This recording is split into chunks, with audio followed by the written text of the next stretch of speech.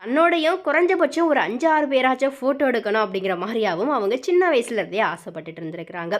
அதன்படி தான் இவங்க காலேஜ் படிப்பை முடித்ததுமே சினிமாவில் சேரணும் அப்படிங்கிறதுக்காக பல இடங்களுக்குமே வாய்ப்பு தேடி போயிருக்கிறாங்க. ஆனால் அங்கே இவங்களுக்கு எந்த ஒரு வாய்ப்புமே சரியாக அமையலையாம்.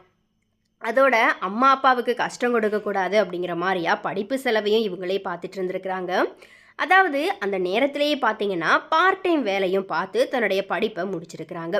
அப்போது சினிமா வாய்ப்பு கிடைக்காததுனால சின்ன திரையில் தன்னுடைய கவனத்தை செலுத்தியிருக்கிறாங்க. ஆனால் அங்கேயுமே பார்த்தீங்கன்னா இவங்களுக்கு நிறைய பிரச்சனை இருந்திருக்குது.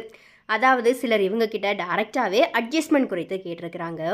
அதோட ஒரு இயக்குனர் இவங்க கிட்ட அட்ஜஸ்ட்மெண்ட்டுக்கு தயாராக இல்லாமல் இருந்தால் எதுக்காக இங்கே வரீங்க இந்த மாதிரியா எல்லாம் பேசியிருந்தாங்களாம். அதுக்கு ஸ்ருதி அப்படி அட்ஜஸ்ட்மெண்ட் பண்ணி தான் எனக்கு இந்த வாய்ப்பு வரணும் அப்படின்னா எனக்கு அது தேவையே இல்லை அப்படிங்கிற மாதிரியா இவங்களுமே பார்த்தீங்கன்னா இந்த சினிமா ஆசையெல்லாம் விட்டுட்டு அவங்களுடைய வேலையில் கவனம் செலுத்திட்டு இருந்திருக்கிறாங்க.